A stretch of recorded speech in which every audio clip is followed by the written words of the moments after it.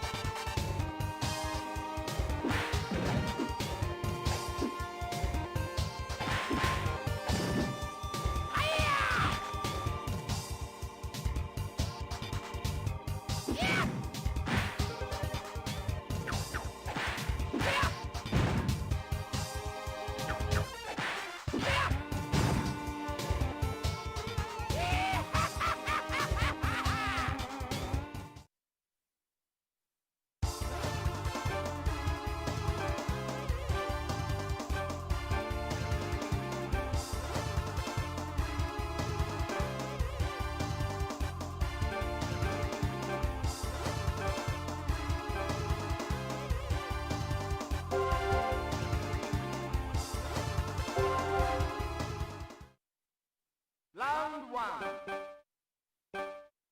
fight! 「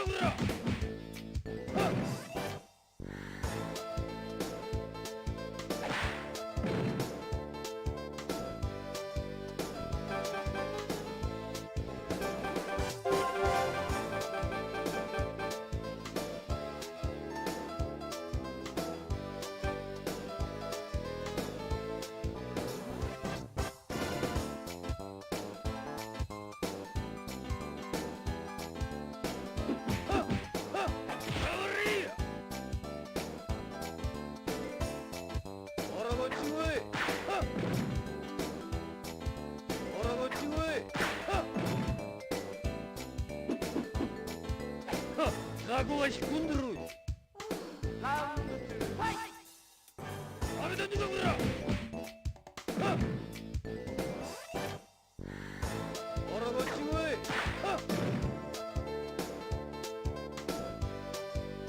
ほらこっち来い。ほらこっち来い。ザコが引っ込んでる。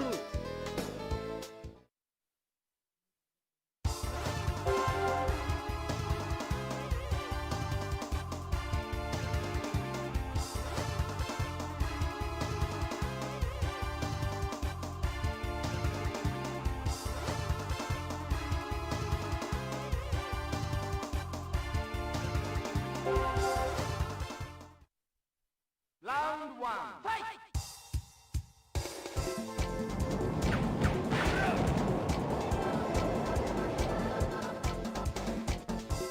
ダメだんじゃこら。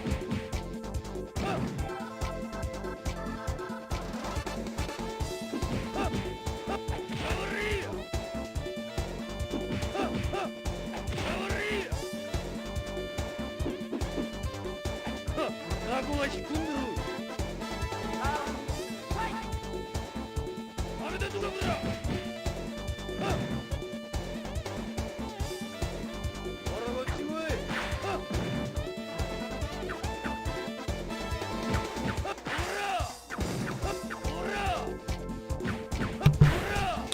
Hello ladies and gentlemen, and welcome to another Randomised Gaming Fight Night. I am your host, Random Gamer Riven. Apologies for the slightly late start, we were just checking a few things out.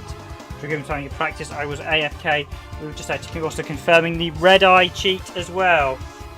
So this is Last Bronx, the Sega AM2, AM3 arcade game. Oops, the mic is tilting for some reason. So, this is the Sega AM3 arcade game. This is probably best remembered as being the Sega Saturn version. However, we're actually doing the PlayStation 2 release, which is a poor arcade port by M2. So this is a completely perfect arcade version. It doesn't necessarily have all the extras of the Sega Saturn version, but it does allow you to play as Red Eye, which is probably the most important one. And it gives you all the graphical finesse of the arcade version. It's done by M2, so it's a very, very good port, and it was released in 2006 and published by Sega. And in fact, it is, if you're wondering, it is volume 24 of the Sega Ages 2500 series. Incidentally, the reason it was called 2500 is these games are all 2,500 yen to buy, which I think is about 20 quid roughly. So basically they were a massive budget label. And very good, I think 20 quid for what a superb brawler. So without further ado, we are going to jump into some fighting action.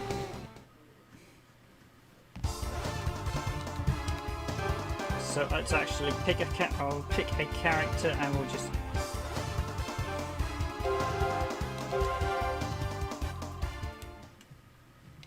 And here we go. I'm playing as Tommy, so I am... No, I am Yusa.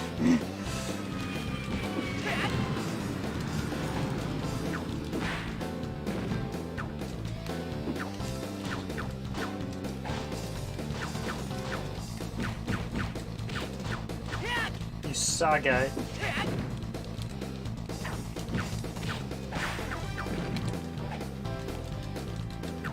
Actually nip to the analytics because we have a weird issue where the playback is not actually updating properly again. So you've wasted 6, I see, while you've been practicing. So each of the characters in this is actually interesting. So Soul Calibur got a 15 certificate here in the United Kingdom. This didn't get anything, despite the fact this is probably arguably a bit more adult and more violent, seeing as this is realistic, basically gangs fighting it out.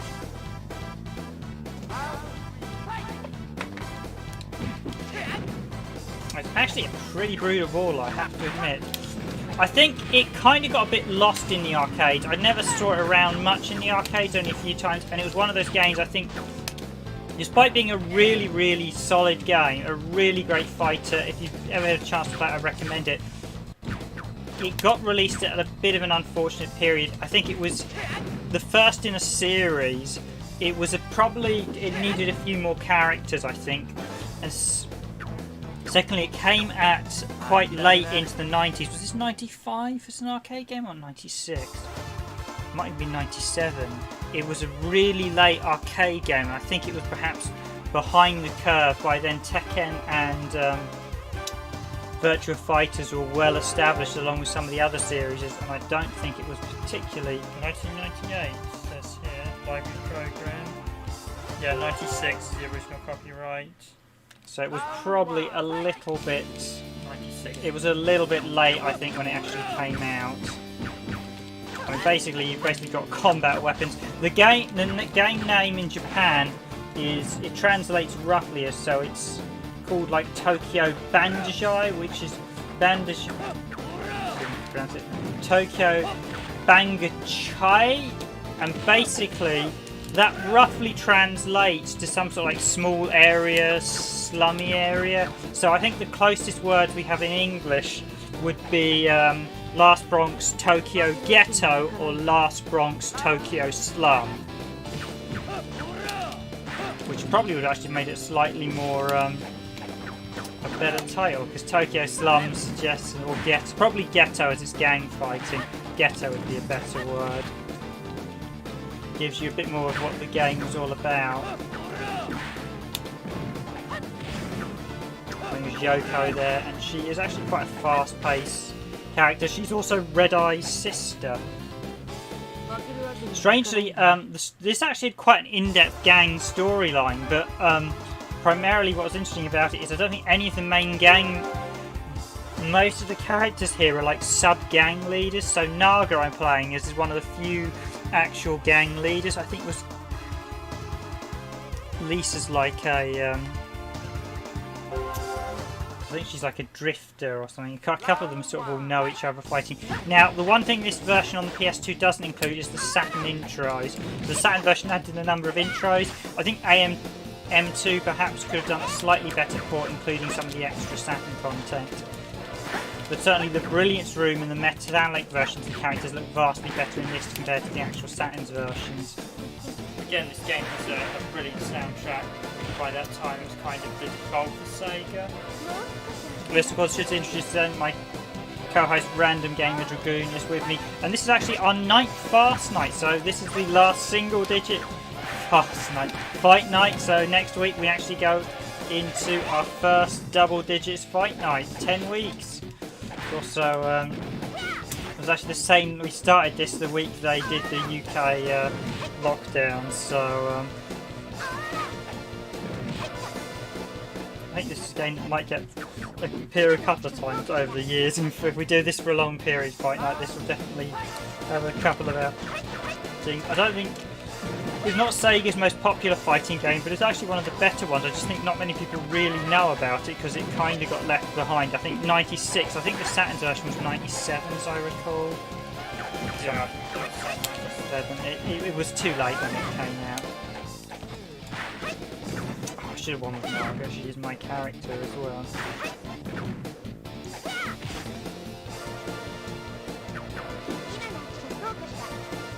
Okay, we'll just take a quick moment out in a sec, and then we'll be back to, so it won't be done quickly.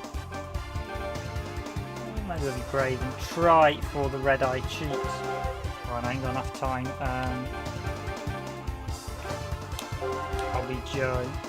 Try. So you can play as Red Eye in this version. To do it, you have to press right, left, up, down, start.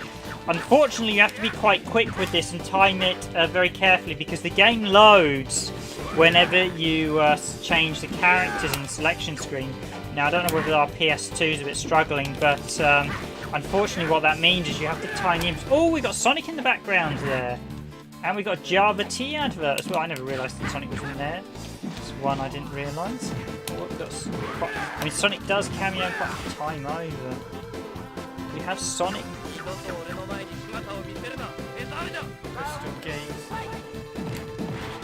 They took the sign off that building in the background, because this is actually one of the squares in Tokyo, and they did originally some of the background to some of the shops, and they've actually taken a few of them out, I noticed.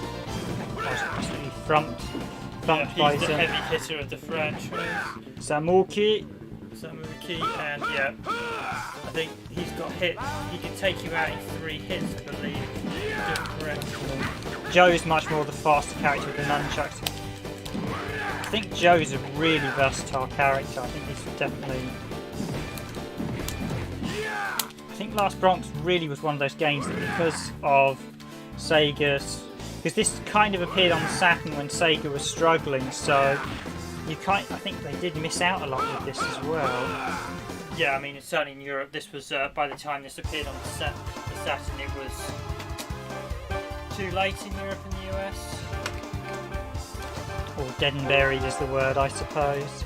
It was headed on its way out by the time this arrived. So I will just remember that we want to do the red-eye cheat next time. Again, the backgrounds in this version that you see are beautifully done, all 3D. You can even see the cars going past on the bridge in this stage. This is Naga's stage. One of the downsides that actually goes against this is brutally hard. The AI is brutally unforgiving, so they absolutely completely revised it for Japanese home port and on Saturn, and they could totally reduce the difficulty. But as this is the arcade version, you get the arcade difficulty, which is unforgivingly hard. Best to use exploits. No cars driving by at the minute, but there are a couple that come by. There's such a fast-paced fighter as well.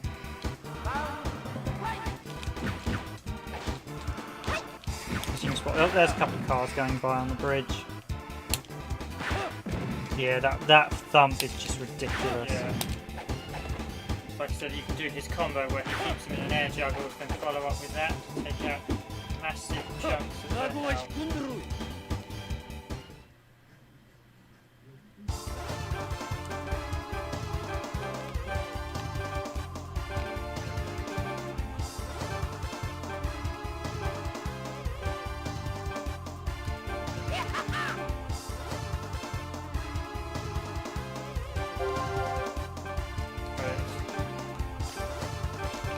Yeah, it's definitely not the easiest cheat to pull off because you have to time it with the loads. I think I just did it really quickly there. We got 2 red eyes, so there we go. Red Eye, of course, being the boss character. He's also Yoko's brother.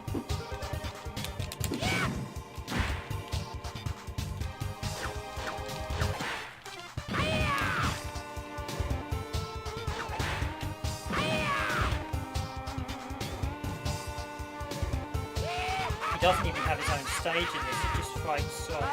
Yoko's. He fought on Yoko's stage, didn't he? No, Yoko's the underground. His Kawasaki, the underground car park. No, I thought his was the underground as well. I thought his was the subway as well.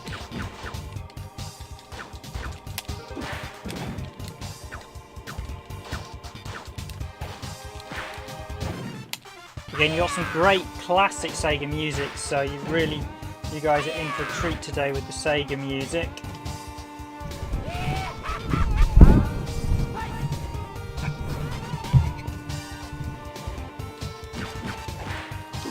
Here's why I've got the Sega music turned up a bit today. This really does have a good soundtrack. Just so fast. This really, in comparison to Tekken, this just feels. Admittedly, we were playing Tekken. No, we were playing Tekken at 60 Hz. We were playing the PS2 though. Tekken just feels like it's underwater in comparison. I mean, this is just, it's fast, it's gritty, and it's surprisingly violent, realistically violent.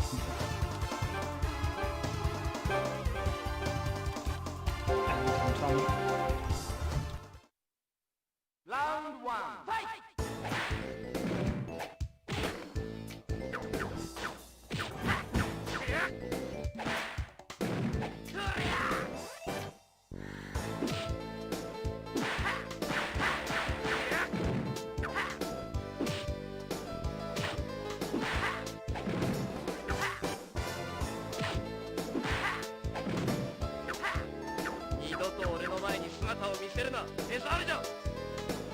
Round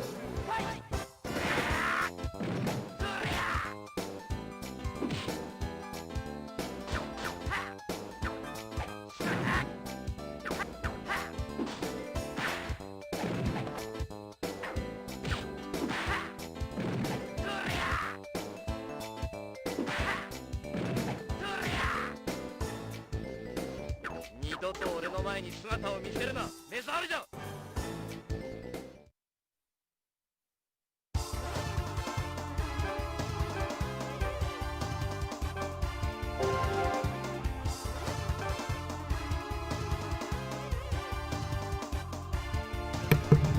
Okay, so Last Bronx is quite an obscure Saturn game, an arcade, even an AM3 arcade game. It was only home ported to the Sega Saturn. Just going to pause it there as Dragoon takes a quick moment out. It was only released, actually let's just check his moves list. It was only released on the Sega Saturn and then subsequently released, actually the Saturn version was ported to the PC. So the Saturn's version is the same as the PC version, but the PC version actually has additional graphics, so you can actually have a higher level degree of graphics, and you also get with the PC version, so on top of the extra graphics there are a few additional bits and bobs. And then we also had this PlayStation 2 release. Now the Saturn version and PC version did have animated intros additionally, so all the characters in animated story mode, ending and some other extras. Sadly that they are missing as far as I'm aware from this PS2 version, so AM2's port should really include some of the Saturn's content this time around. It didn't, although the Saturn's version didn't have full 3D backgrounds, it had sort of semi 3D with 2D elements. You didn't get the moving elements as well, which you did in the PC version, but the problem with the PC version these days is it doesn't work on anything older than about XP. Well, it ish works. You can run the game without actually installing it and it plays, but the caveat being you can't unlock Red Eye and you can't watch the intros, because as soon as any of the FMV intros play, or the animated intros on the PC version on a modern computer, they crash.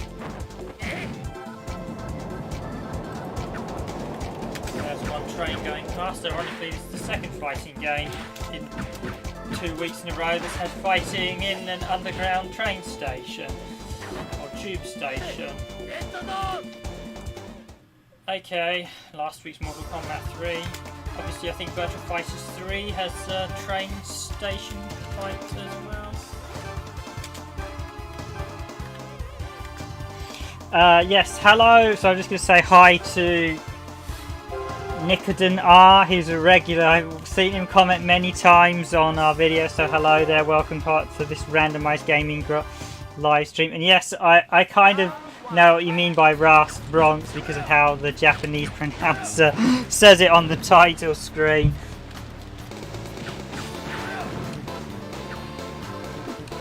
But it is a fantastic title on both Sega Saturn and PS2, and we're playing the PS2 version. I should say this is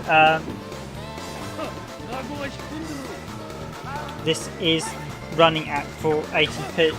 But we're actually running this at 480p, and on the higher resolution, this game actually, because it's done by M2, there's a huge raft of extras in this one. Hello, Nickeldon. Let's see. I love the Saturn's version. The Japanese version has. Yeah, the Japanese version has that absolutely, because we actually have here at Randomised Gaming, we actually have both the Western version, or the PAL Western release, and the Japanese double disc release, and the Japanese package with all the training discs. Because in the Japanese version you get 2 discs. One is basically the main arcade game, and the second one is the training disc with all the animation and all the chat scenes, and tells you actually how to play the game, which is really helpful. It's a shame it wasn't translated. Hello there as well. I can probably pronounce your name as well. Arico. Hi there. So we've got just a couple of people on the stream now. Hello there, Arico. Hello there, Nicodon R again. I'll say hi because you're a regular commenter. Yeah, it's we will actually cover the Saturn's version at some point, but I wanted to do the PS2 version in today's stream because I know we previously covered the Saturn's version on the channel, and we haven't actually played this PS2 version much at all, have we, Dragoon?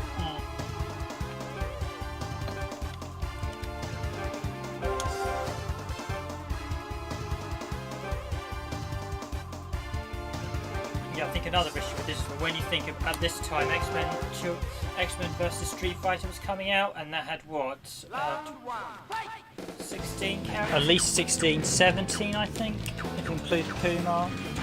So you kind of But as ports go, this is definitely the definitive version of Last Bronx, the PS2 port. So it is an absolutely fantastic conversion. Yeah, because I mean, obviously Namco were cheap and they doubled up the characters, just basically the skins. But perhaps ultimately that did them a favour because it made it look like there was more characters in there. And certainly having those unlockables seems to have been, certainly in the 90s when save files were first introduced, having unlockables in games was something that obviously people wanted.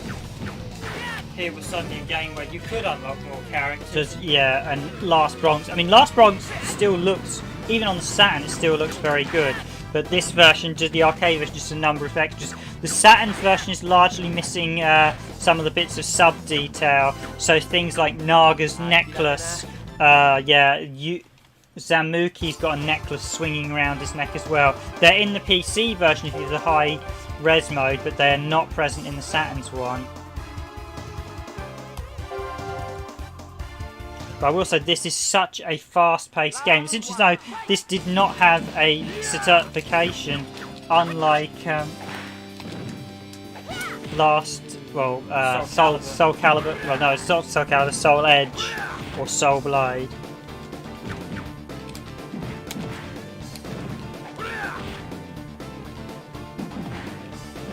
Yeah, I mean, I don't think there's any other game with a training mode quite as in-depth as Last Bronx.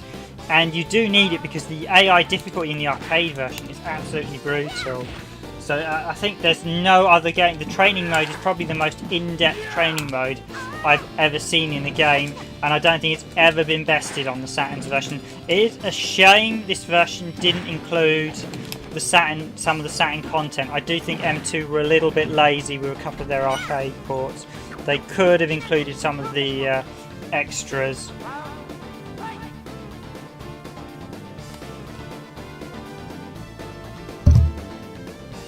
Just pausing a second, Dragoon just run off for a sec. But yes, I totally agree. The Saturn's version has such a magnificent, that 2-disc package is just fantastic. It's just a shame M2's ports, although they're really good ports, and this is probably the best version of this is no doubt the best version because it's arcade perfect and you can play as Red Eye, as we were showing a little bit earlier. It's disappointing. Fighting Vipers isn't interesting because Fighting Vipers, you've got the Saturn's manual as well, so that way we can both have the manual. Saturn's one, it's such a nice package as well. You've got stickers and everything with on top of 2 CDs, so I'm just going to wade through. So it's quite handy having 2 versions of the game because we've got, you get a moves poster in the Saturn's version. I would highly recommend the Saturn's version if you don't have a PlayStation 2. I'd recommend the Saturn's version. If you have a PlayStation 2, I would recommend the Sega Ages 2500 version. This hasn't been ported as well, so this was the last port. I think this was 2006. I think this was actually a 10-year anniversary Last Bronx. But the Fighting Vipers Sega AM port is pretty. It's not the best one, I have to admit.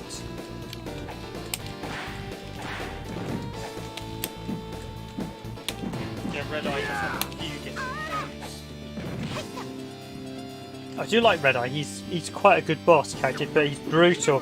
One of the gripes I do have with this is the oh, you actually save your replays there. The arcade AI is just brutal. Let me try Red Eye again. So right, left, up, down, start. Press X. Yeah, just select. No, just press start instead. Okay, the background here is actually the Brilliant Room, which is quite a nice one to see.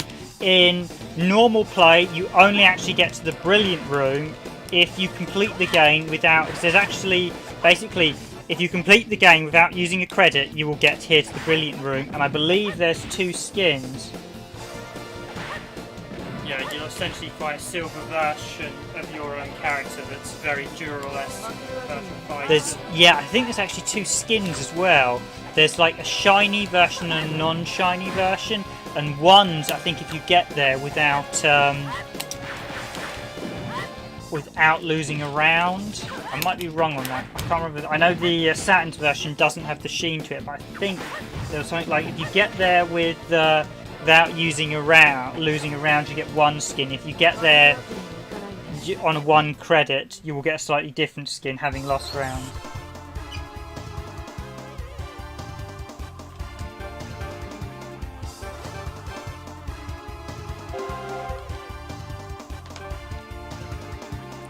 Yeah, I think the main reason Red Eye was actually playable in this was because he was included in the original arcade version via cheat. Luckily, because the Fighting Vipers port is missing, well, in fact, was missing Kumar. I think you can't play as BM or Pepsi Man. Pepsi Man you can kind of understand, although weirdly Pepsi Man did appear in Fighting Vipers 2. He was completely changed to another character called like Kunmachi or something. So you see what you guys are saying there? Yes, I haven't actually played Virtual Racing on Switch, but it is disappointing to know it doesn't include the 32X version or the Saturn additional content. And I have to admit, the 32X version, I mean the Saturn version, despite all the extra content, that has more extra content, does have some problems. The 32X version I think is probably the best version, despite the fact that it only runs at about 20 frames a second. Saturn's version of Virtual Fighters wasn't done by Sega either, it was done by Time Warner. Oh yes. Yeah. Yeah, Virtual Racing and yeah, it was done by Time Warner, which was a weird. It was done by Time Warner. So they may not have the license for Sega. I bet there's some legal issues with those tracks because I don't believe they've ever appeared in any ports, not even Virtual Racing.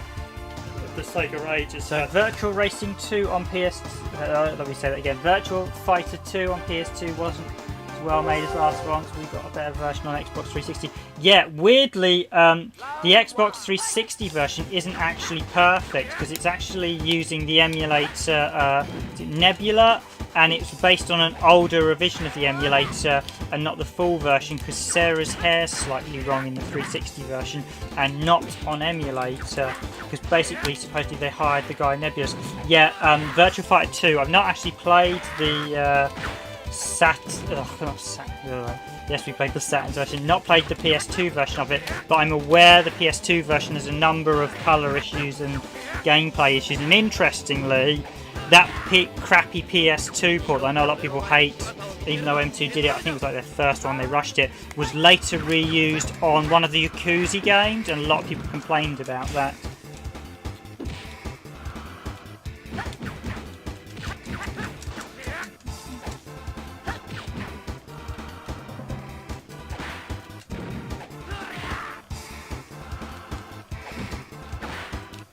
Ah, you haven't actually... It is possible to unlock Red Eye on the Japanese version. I actually did it.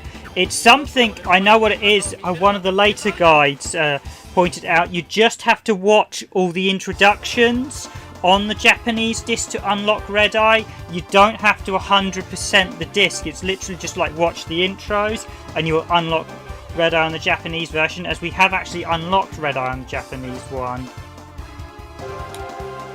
So I've unlocked him in the Western version. He's really easy to unlock in the Japanese version. It's like watching the basically, if you go to, you have to go to the second disc, and then there's like some sort of introductory sequence where they tell you about themselves, and you need to watch that with every character, and then Red Eye will just unlock, and I think his one will appear, and then you just have to watch that. It's not actually that hard, but you think you have to like unlock everything, but you don't. It's actually it's much easier to unlock the comedy weapons in the Japanese version.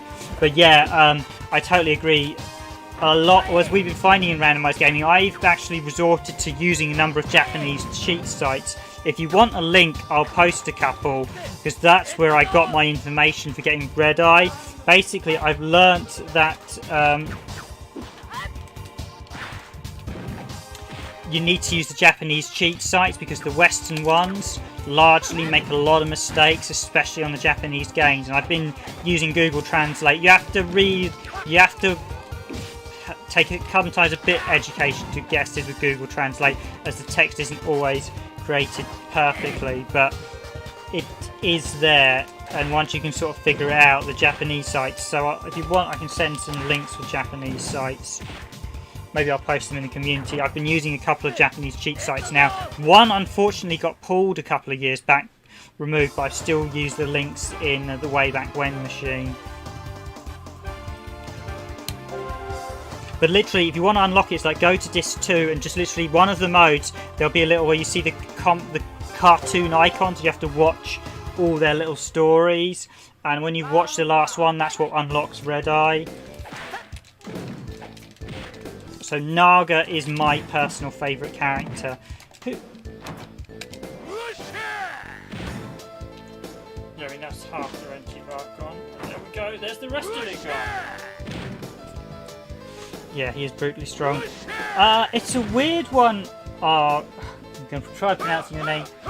Arika. Yeah, you would have thought they would have used the 360 version. I have a suspicion Sega licensed the... So I was told Sega licensed the emulator, and I wonder if those Virtua Fighters 2, the collection, was not done by Sega of Japan. That's my suspicion.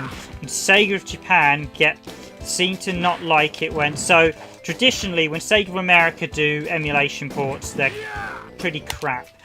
I think they were the ones that did the Virtualon on the 360, and I think Sega, because they weren't using Sega of Japan's tech, Sega of Japan ignored those versions. But as we said, M2's port of Virtua Fighters 2 was pretty bad on the PS2. Yeah, he's just a brutal character. Oh. Match over 2 moves. I mean, this is fast paced, that's for sure. Yeah, faster than any of the other fighters you'll play. I can't think of many characters that can KO their opponent with just 2 moves. It is a very fast paced fighting game.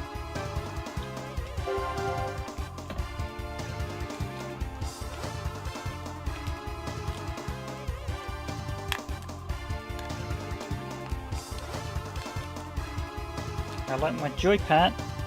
He's not responding. Could you press the unlock button? Round 1, fight!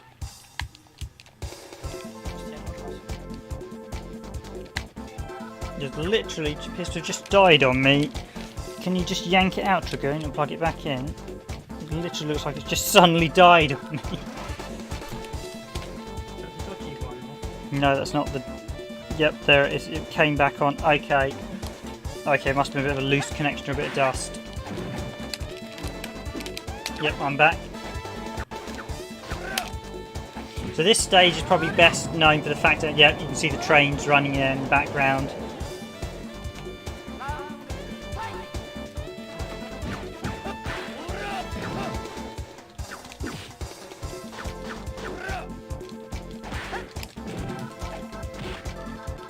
I must admit, the one big difference with the Japanese and the Western version of Last Bronx is the difficulty. So the Western version has an absolutely unforgiving difficulty, and you can actually unlock the character's artwork in there's supposedly an art gallery, and I think in the whole time we've had it, we've unlocked like 1 or 2 pictures on the Sega Saturn version because it's such a brutally hard game. The difficulty's unforgiving. The Japanese version, they clearly realised that, and now, they totally took it. Like I say, we talk about levels of violence in games, but that throwdown where you just throw them around and smash them in the face is about one of the most violentest moves you'll see on a game. It is, I mean, it makes Soul Calibur look, or Soul Edge I should say, look It pretty... occurs to me that's an advert against AIDS, isn't it? Yeah, it was actually an original ad, but I think there was obviously a campaign in Japan at the I don't time. think that was in the Western release of the game. I think there was a few of the icons may have been removed, yes.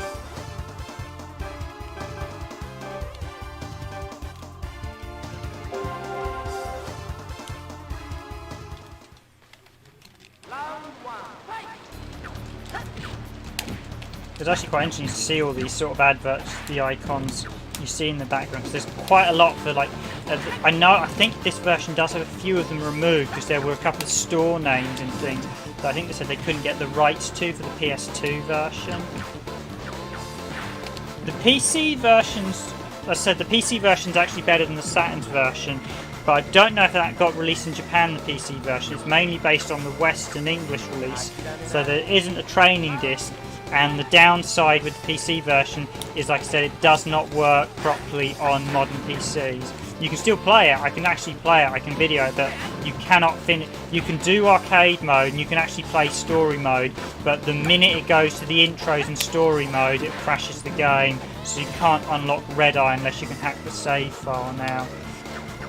You'll also notice this stage has rain, and the rain effect's actually missing in the Sega Saturn's version.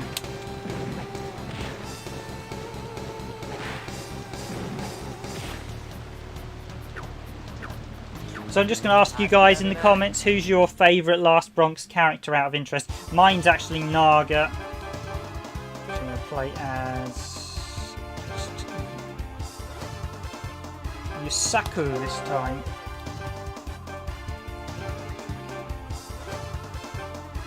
I mean, this is probably even faster than Virtual Fighters in gameplay. You're going for Red Eye, yeah. It's a bit of a pain to select with the code.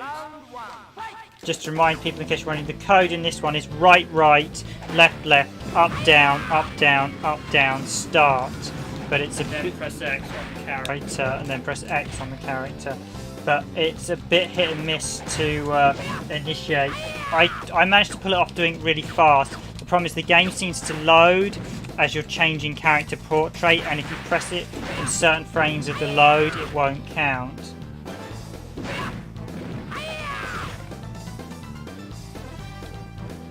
Oh really, the PC FMVs are actually inferior? That I didn't know. I can't actually, because I can't actually put... I think I did manage to get the PCs to run, but the FMVs on the PC version to run, but only on a Windows 98 PC. I can't remember if it worked on 99, it crashed on 99. Literally, we actually got quite a few PCs here, so we've got an XP one, we've got an old 1991.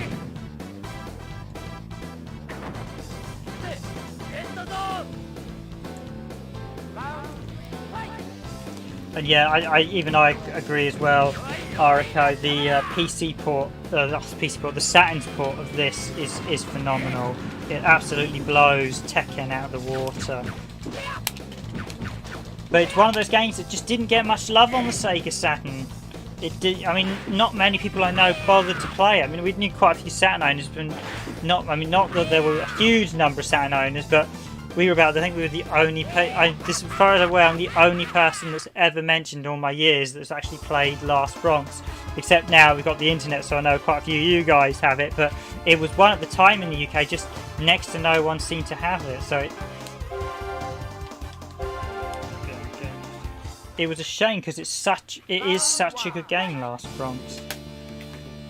Yeah, it's one of the many examples to say, hey, the Saturn was a pretty good fighter at 3D when it tried. I mean, it no doubt used the Virtual Fighters 2 code. Yeah, I'm Naga. You like the big guy with the hammer, Yamazuki, did you? Yeah. Or you also liked, no, your main one is the Zabaskundero, matey. Yamasukawa. Yeah, the PC version definitely. Well, I might actually have to. I would love to. I can't compare the intros on the PC version, but the PC version does have, as I said, allows you an additional graphics setting, which while doesn't quite match the arcade, but while the models are still the Saturn's version, the models on the higher resolution PC version include the extras that are missing. So things like Naga's necklace, Yumiki's necklace, and a few other bits of detail. In fact, I'll actually play as Naga just to point out. Oh, this is our two favourite characters. So yeah, there are just a few stuff. So Naga, if you look, actually has a necklace around her neck. Hold on, I'm going to need to win in order to. Yeah, I think Joe is probably the most popular character with the nunchucks. I do think. So here we go. When Naga, you'll notice Naga has a necklace. That's actually missing in the standard Saturn's version. Yeah, she's got a necklace that moves. That in the Saturn's version, that's not present. On the PC version on high res, it is. And again, we're back at the Brilliance Room, which of course is the stage that you get if you said you one credit clear the game. Although that's no mean feat in the arcade version. the backgrounds are also properly 3D in the arcade version, where they're only partially 3D in the Saturn's version. Nice little undertow kick there. Can't actually get any of Naga's combos out at the minute.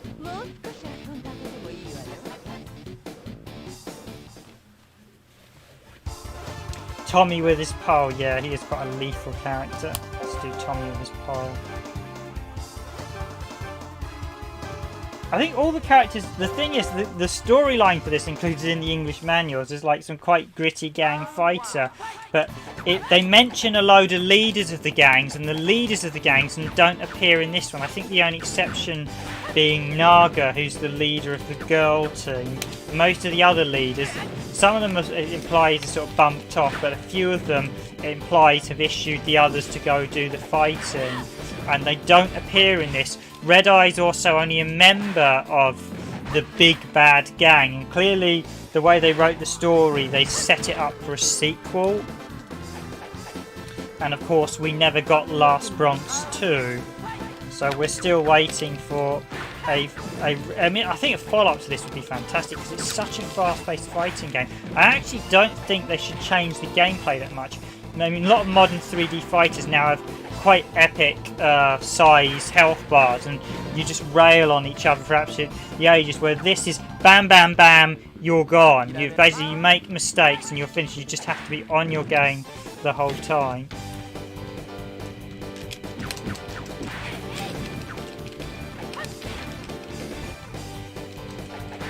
I can't remember if this was the one of them. I think there's a couple like special edition Sega Ages 2500. I think one came with like a keychain collection. I think this might have been the one. I think there was a keychain for all the different fractions.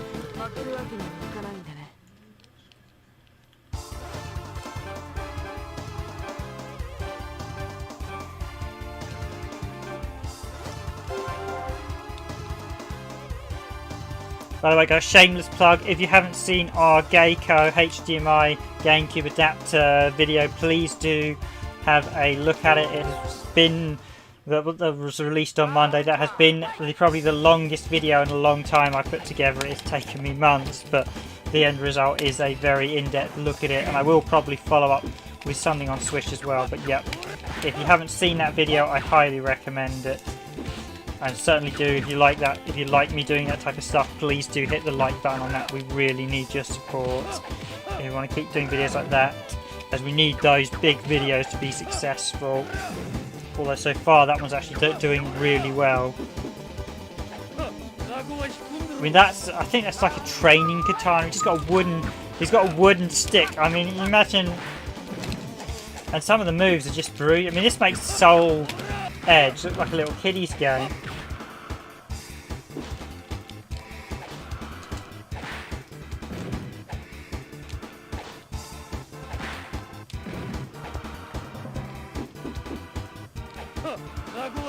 Because the fact this is literally fighting games. Yeah, this is definitely a game, as you say, Nicodem, that does. If you make a mistake, you get punished. There is no doubt about that.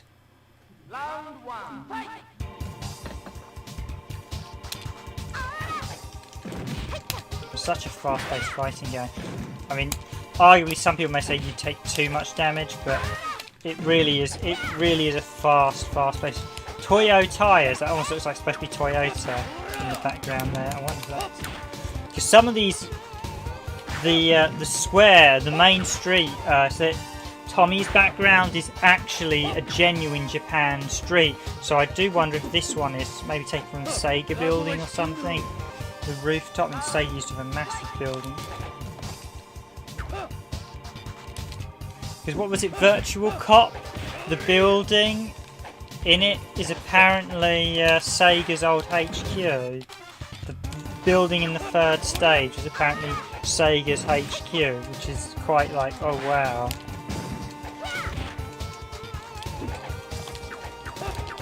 But you can actually jump off the barriers there. She's got the ability to do that. So actually you can interact with the... I think you can do it. You can interact. I don't know if you can see anything in the background in this one, but... Oh, I was just wondering if there are any choppers or anything flying around.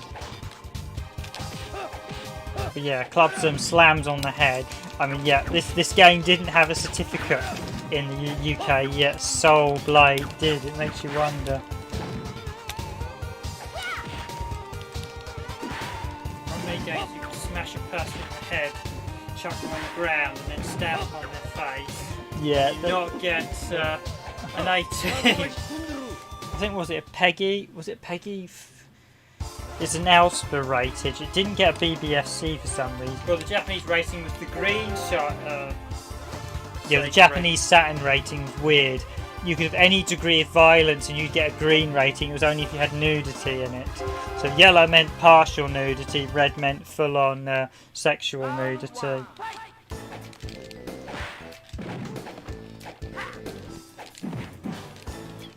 Although these days Shiro's very different with the modern ratages. In fact, what's the Shiro? Oh, this is Shiro B. So there's Shiro's A, B. B is, so it goes down. So A, B, C, D, and then Z for the most explicit sexual content. Yeah, there aren't many Z games. Yeah, because they have to be sold like behind in Count. sex shops and things.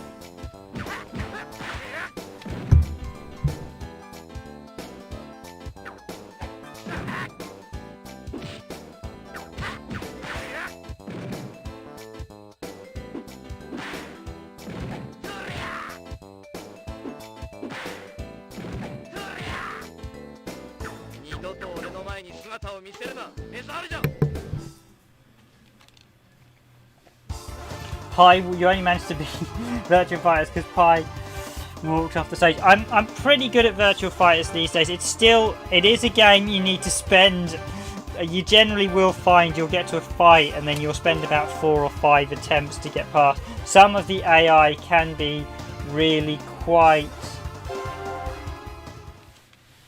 I mean, this is the thing. This can be quite brutal. But one thing is, Joe did have nunchucks, as the others were mentioning, and That took out half his health. yep, another half hit. That was one of the throws, wasn't it? In Soul Edge in Europe, I think they had to censor some of the nunchucks because they had like blades on. In this, they don't. Again, this is another totally uncensored game.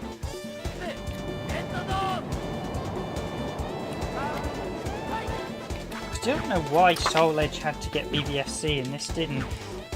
I can only assume, so BBFC rated games in the UK if there was video in, so I can only assume there might have been a video in, because arguably you had anime cutscenes in Last Bronx, so that should have gone before BBFC.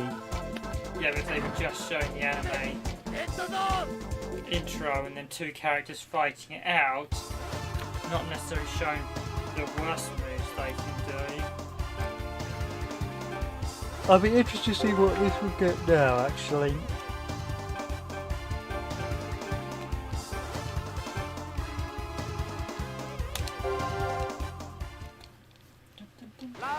I'm just trying the red eye cheat there and it didn't work. So, as you see there, this stage actually is rain. This is one of the features that's missing in the Saturn's version. You don't get rain on this stage. I think most of them can jump on. Yep, he's jumping on the rails. Oh, I just got absolutely. Yeah, there's a lot of possibilities to air juggle your opponent. In this, you really have to watch. The air juggling can be absolutely fatal. I think actually, in this version, you can't do a couple of the air juggles you can in the Saturn's one. I've noticed with Yoshikawa that there's a couple of air juggles that are quite easy to do on the Saturn's one. In this version, I haven't been able to do them, so it makes me wonder whether the Saturn version had even nastier combos. Yeah, I mean, the Saturn's version would be a revised code base, so... One of the things with home ports, you don't know, so although Sega's... You don't... Let me rephrase that. One of the things with home ports is often arcade developers would work on them. They would know the flaws of the arcade version, and they would actually improve upon the game code. Now, that's not something you often hear people mention, so Street Fighter 3 Third Strike is a classic case on that. The arcade developers largely worked on the Dreamcast port. They hated all the bugs in the original arcade version and fixed it. So the Dreamcast version is basically the definitive version of Street Fighter 3 Third Strike. Because it fixed a load of the bugs, a lot of the fans get a bit whiny. Now, I'm a proper fan, and I don't want bugs in my game. If you're exploiting bugs, you should be ashamed of yourself to fight. So really, they should only really be using the Dreamcast code, and not the arcade version, which is all the bugs in it.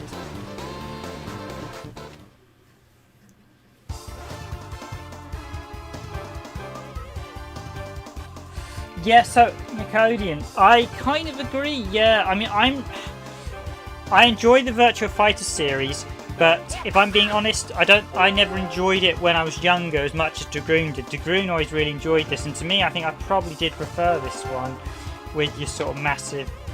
Actually, let's do a brother sister matchup with these characters. But I think I preferred. Again, I probably agree. I probably preferred Megamix and Fighting Vipers because. Not just because of all the extras you got, but because I think the characters were a bit more cooler and interesting. I think when I was younger, I didn't necessarily like the Virtua Fighters as they were a bit bland. These days, I'm a bit more open and a bit more wiser. I do think I probably still, in some degree, prefer this game because it's a bit more original. Virtua Fighters was just punch kick, and it's a shame, especially this didn't get a sequel. But yeah, I think Megamix is still probably. It's a shame they never did like a Megamix 2 on the Dreamcast with like these guys, because it would have been really nice. You had the Virtua Fighters, the Fighting Vipers versus the Last Bronx cast. If you did a Megamix 2 with that cast, I think that would be like a Sega fanboy dream. Is there any other games you could throw in there from Sega? So you had all the Virtua Fighters. Yeah, so any other sort of big ones? Not 3D wise, I can't know. Sonic Fighters, obviously. In regards to your point of turret, yeah, we are still waiting on that arcade perfect port of Virtua Fighter 3. It's weird, AM2 were too lazy to do their own ports during the Dreamcast era, and that was why you had so many incomplete arcade versions of their games. They basically Genki, who did Tokyo Racing, were actually responsible for doing most of those ports. They actually didn't quite understand. They actually admitted later on when they did the Daytona one, they didn't quite understand how Daytona's drifting worked, and that's why they said Daytona was so badly wrong. But it always seems strange to me that the Dreamcast was Sega's flagship console, supposedly, yet they weren't getting their in-house teams to do the main ports. Yeah. AM2 licensed out Sega Reality Genki and Virtua Fighter 3 for slightly inferior ports, which I think cost. I mean, it did cost Sega that.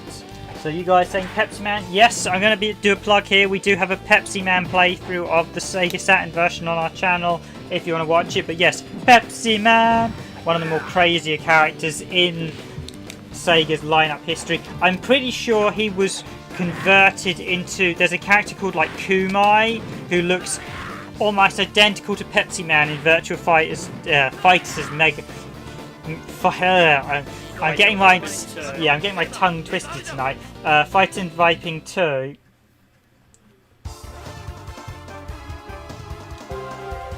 Fighting Vipers 2. Basically, there's a silver character that basically is Pepsi Man, just without the Pepsi logos on him. Yes, Genki have made a lot of good games. So they made the Tokyo Battle. I actually have worked directly with Genki on Spectrobe's Origins. So there's an interesting one. Spectrobe's Origins was the Wii Spectrobe. Was the Wii Spectrobe's games, and that was actually the best of the Spectrobes by far. That was a really good title, actually. Unfortunately, it was. By that point, they didn't market it that well, and it did all right. It actually got the best reviews. The problem with the franchise that we built with the Spectrobes was the first game wasn't particularly very good, and despite the fact that it had been done by Jupiter, no less, who are again another big Japanese studio. We were getting their C or D team. So, but yes, Genki. I have worked with Genki. They did actually a really good job on the game I worked with them. But when it came to Sega's ports, Genki were rubbish, unfortunately. Well, it's not they were rubbish. It's just they weren't quite. They weren't as good as they should have been.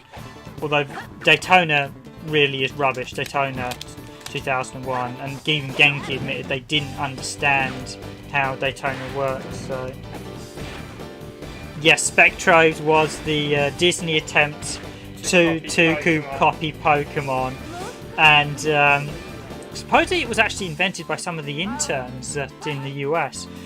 Although it wasn't that hard to say, let's do Pokemon in space. It was quite a nice idea. They got some of the designs right. I think they made two mistakes. One, the characters didn't necessarily look that cute, which is one of the things with Pokemon. Every character in the original Pokemon, was it Ken? I'm going to pronounce his name, but it's Keno Suwaga. Probably completely mispronounced his name there. Basically made every character look really cute in Pokemon, and we didn't have that with Spectrobes.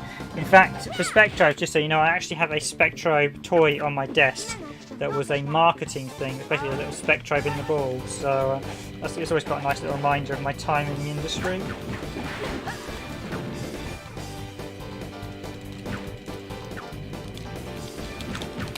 But yeah, if you haven't played Spectrobe's Origin on the Wii, I would actually quite recommend that. That was actually very good. No, Pokemon. So Jade Cocoon wasn't their last Pokemon guy. No, I do actually need to play through Jade Cocoon 1 and 2. I quite enjoyed them both, but yes, they did do Spectrobes 3. Well, it was effectively Spectrobes 3 on Wii, and I can actually highly recommend Spectrobes 3 on Wii. Speaking of which, I have the official scanning things, don't we?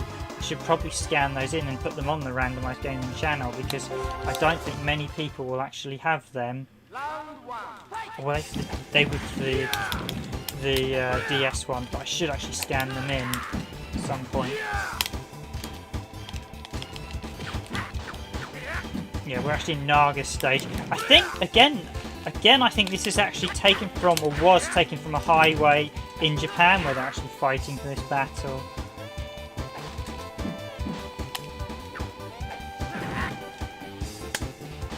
Nice. I should actually say, I did figure out it is possible to force some PAL PS2 games into 60 Hz with the newest, one of the newer Exploder versions. But the problem was, when I originally used it, it creates an issue with the Y-axis that you can't, that it pushes it too far down. But I realised today, it was yesterday, I can use the open source scan converter to correct the Y-axis to fix the issue. So yeah, I might actually have to sit and play through Jade Cocoon 2, because that was one of those games where the PAL version was raw 50 Hz and it was really aggravating.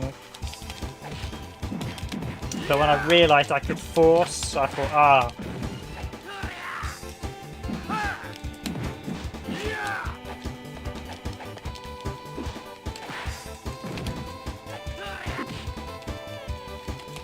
Spectrobe's Origin was actually, I think Spectrobe's Origin is about 20 or 30 hours. It was actually quite a big game. And on top of, once you beat the game, they... I can't believe I just flummoxed that. Yes! Spectrobe's Origin, once you actually beat the game, there was quite a big after game as well. The developers were Genki were really cheeky. They kept adding in content right up into the very last minute. I remember doing the test plan, and when I said, we think it's completed now, and then the next time we were doing the playthrough, one of them goes, the test plan, I'm stuck at this point. I'm like, well, this has been added. And we were just like, oh, great. And they kept adding in stuff, and I kept remember going back and finding when certain events were occurring on different planets, you could go back. And I remember telling the director, I said, they keep adding in stuff to, well, just try and get as much in as you can. Like, well, you need to be here and here and here and here. I feel sorry for the localization testers. There was no way they ever managed to get to test all the dialogue in that game. There was so much dialogue, and Genki just kept changing, adjusting content for it the whole time. I think even at the end, there's probably content in the final version I haven't seen, because they were just adding content all the way up to the end pretty much. But again, it's the best Spectro game. I will say that it's the best Spectro game by a long margin. Although the thing was, I do remember playing through it. We had an easy mode where basically you could like level up your Spectros to like uber levels, so you just wreck everything in the fights for testing, and you needed to, because I think the playthrough took about 8 hours of playthrough, I think, or something, and that was speed running it with cheats. Oh, the various cutscenes.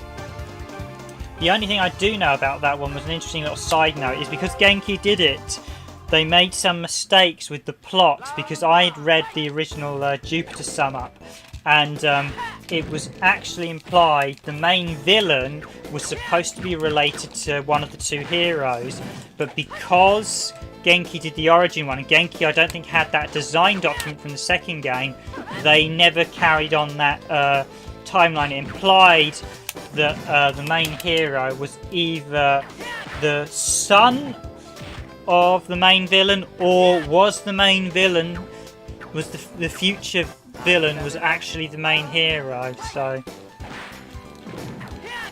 at some point, it's never quite explained. But yeah, I'm going a bit off track there with the Spectro, but I was thinking, talking about Genki, I thought it was a little anecdote from my industry experience, and I'll probably bring that up at some point again. Tommy's just got such good range compared to Yoko. Oh, I should come back there.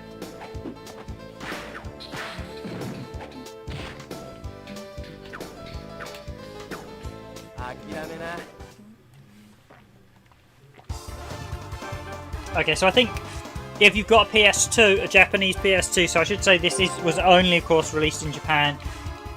If you've got a Japanese PS2, if you want a very good arcade fighter and the best version of Last Bronx, I highly recommend this version. Playing in progressive scan, and I'm also using the third, so you can actually get the original arcade resolution, the original arcade hertage. I think you can also turn it up to 60.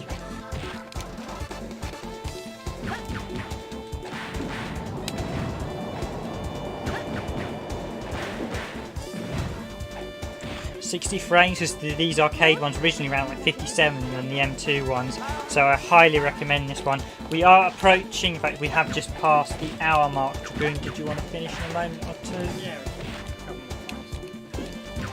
So I've recently gone through Wild Arms 4 and Grandeur Extreme. I'm trying a bit of a break on RPGs. I don't blame you, Done. I haven't actually finished Grandeur Extreme. Grandeur Extreme took almost 100 hours to complete. Is there loads of additional quests in there? I've not actually done Grandeur Extreme, but from what I understand and what I've played of it, so we do have it here at Randomised Gaming, Grandeur Extreme is better than Grandeur 3, and what I played, it's got quite a good voice cast as well. It has Mark Hamill and Dean Cain in it.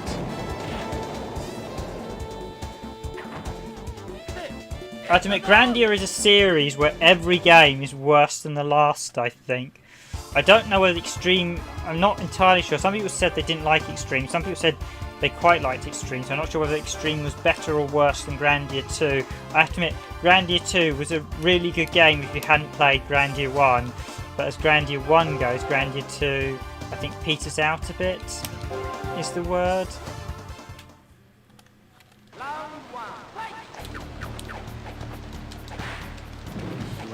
Grandeur Extreme is awesome. Okay, I'll bear that in mind. Is it better than Grandeur 2, I should say, Nicoland and R? Yeah, the original Grandeur is the classic set of two. Yeah, and you've got all the digital museum extra was really nice. I still really wish, it's a shame the Grandeur 1 and 2 collection on Switch is, well, a bit naff. It's a bit naff. It's rubbish. It's not using the Sega Saturn port of Grandeur, and because of that, you've got an inferior version. So I mean, you still get the PlayStation version of Grandeur, which is fine, but the PlayStation version had a number of issues with shadows, textures missing, and other things, because the Saturn had more memory than the PS1, so was a better looking version. So it's disappointing. I think the only advantage the PS1 had was it had transparencies instead of net effects, but in comparison to all the other changes, that's a really minor thing, considering all the visuals that get taken out. So shadows get removed, textures get removed. I had to strip out half the textures. Water effects get changed. So indeed, you're missing the Grandeur Digital Museum supporting game as well, because you could use that.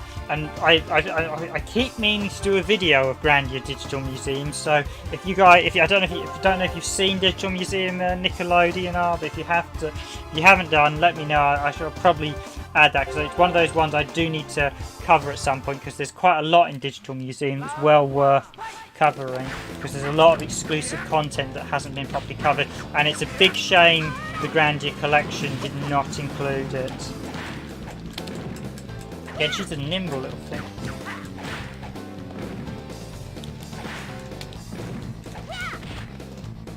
Super Boss second game. Okay, that's interesting. Nice. Super Boss and second ending. I do feel like maybe this did need Pepsi Man in it, as you kind of want the Last Bronx version of Pepsi Man. Could have used Pepsi cans as weapons. Pepsi can nunchucks, maybe. Just realised I'm having an awful streak at the minute, because I've been wasted 5 times. Prior to that, you had a 5-win streak. Oh, did I? Yeah. Okay. Did have a 5-win streak. Okay, I'm glad I actually had some wins in this. My win rate. It's been fairly even actually tonight.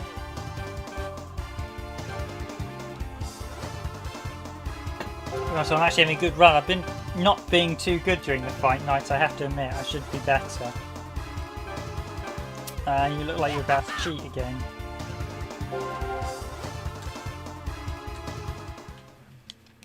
So again, just a reminder, the red eye code, seeing as people will be jumping in the stream later, is if you want to play as red eye, you have to press on the character select screen, press right, left, up, down, start, and then you should hear, I think, a laugh or something, and then you press X on the character and it will turn into red eye. But you have to time it weirdly with the loads of the game disc, because when you're moving up and down, it tries to load the portrait, and at certain points during those loads it won't accept inputs. Oh, we actually did a dodge there. Again, suplex. I mean, the other thing that's really, when you look at this, is the actual animation. This has fantastic animation. I think it's better animation than virtual. Oh, there's actually a car driving by, something I haven't noticed before.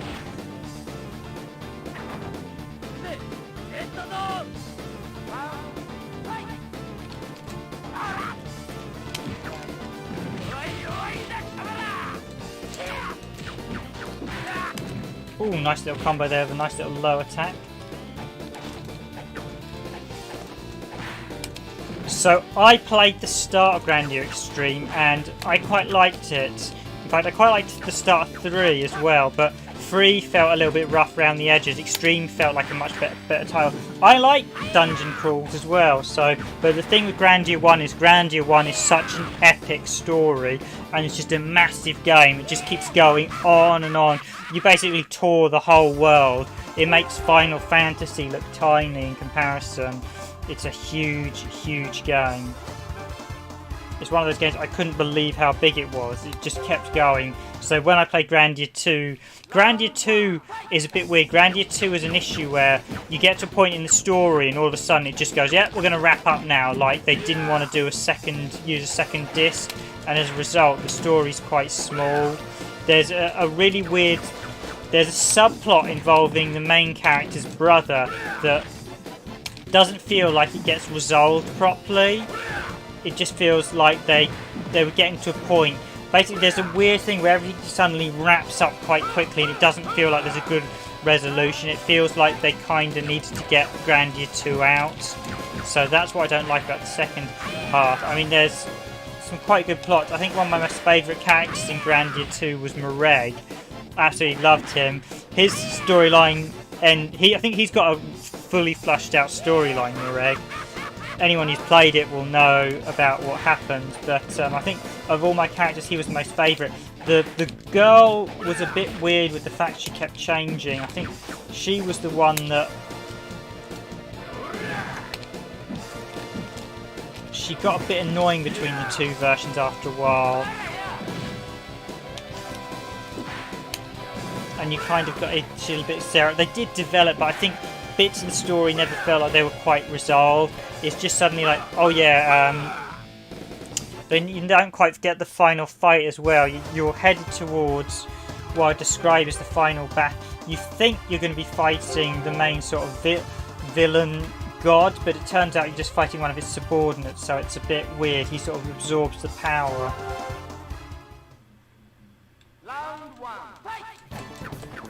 Yeah, probably, because the story is very heavy in Grandeur 1 and 2.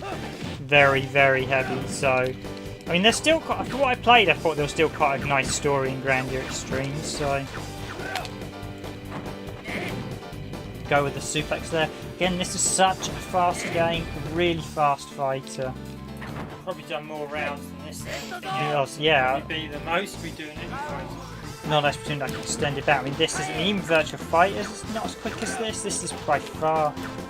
Again, like the. What was the half damage move you did, Dragooner? That's towards, diagonally down towards them punching guard. Oh, I see. Oh, it's like a charge move. Again, just throw them to the ground and smack them in the face.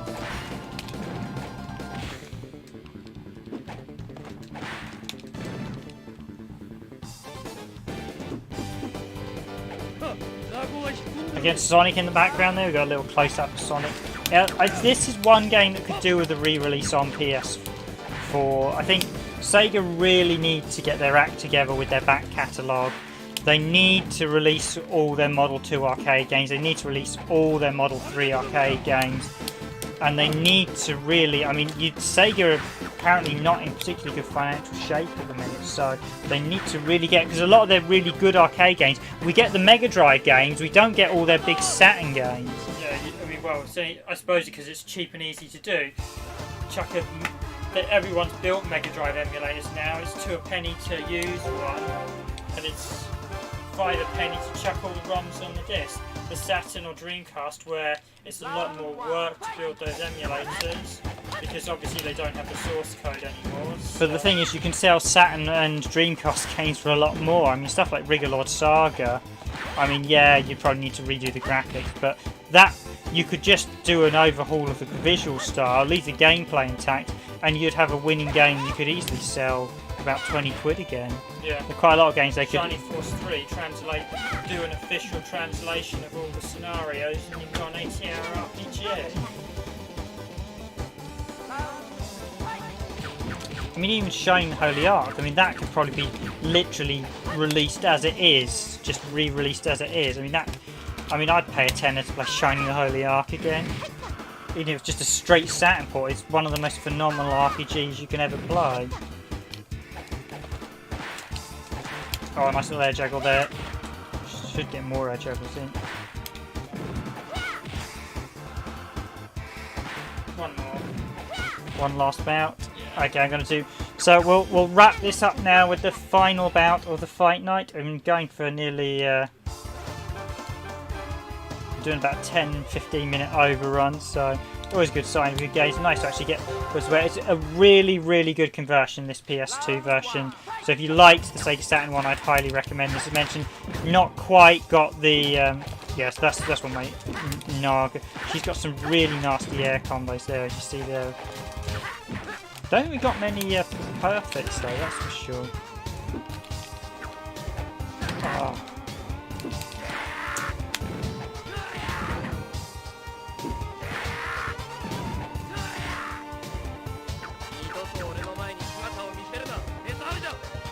Yeah, I must admit, I'm always a fan of gameplay-driven RPGs as well.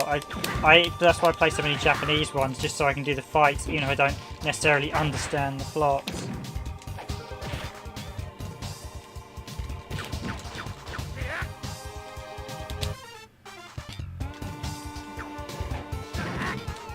Shining Wisdom's weird. If you play the working design translation, you get a very different plot line to the one in the English PAL version, which was done by Sega of Europe. Sega of Europe follows the official storyline.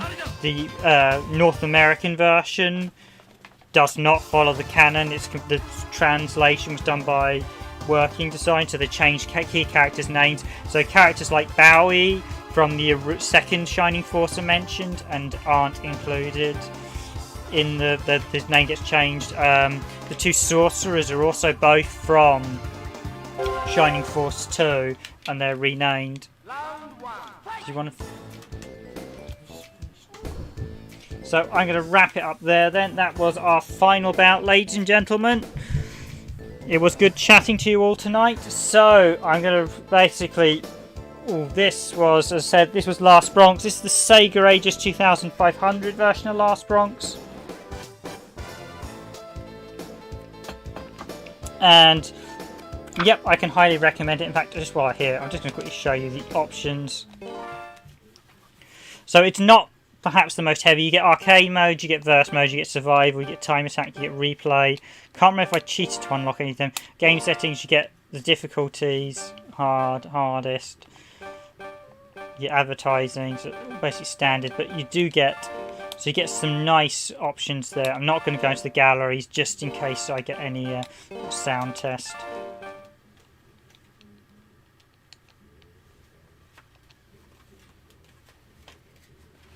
I can view the galleries without changing resolution.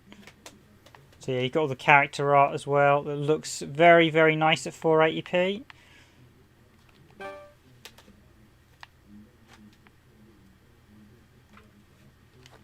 Got Naga there.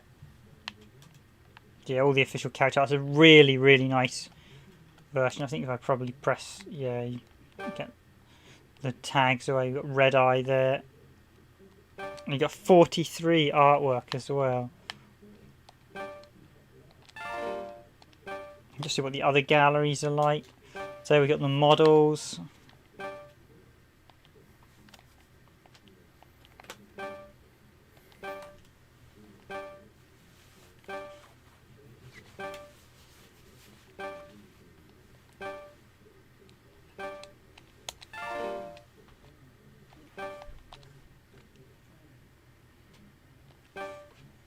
I don't know if you actually get the arcade, with the arcade flyers, CD soundtrack covers. I think the gang stuff.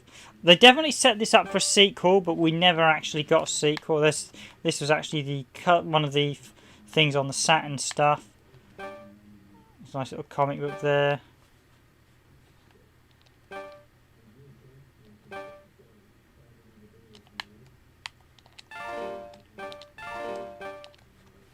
Here we go, the display. So I've got Type C, which is that resolution. Not going to change resolution because that may. But again, I'm going to see their 480p. So great version. And again, we've got the credits here. I think, so yeah, dedicated to the players and developers of the original game. And you see their cast, creators, and game developed. This ported by M2. And got all the M2 and Sega staff who worked on it and the producers of the series. And the original, I think it's got the original arcade staff mentioned in there as well. So ladies and gentlemen, that has been your tour of Last Bronx Sega Ages. Fantastic port. If you're a fan of the series, do pick this up. It's not too bad. I think it's about 30 quid now. You have to watch these Sega Ages ones. They do vary a bit in price. They shouldn't be that expensive, but some people do like to charge the ocean for them on eBay, so to speak. But other than that, that's it, ladies and gentlemen. I'm going to say it's time for me to wish you a good night, a good evening, a good morning, or a good afternoon, wherever you are in the world. Thanks for chatting, guys. It's been really great fun to chat to you all.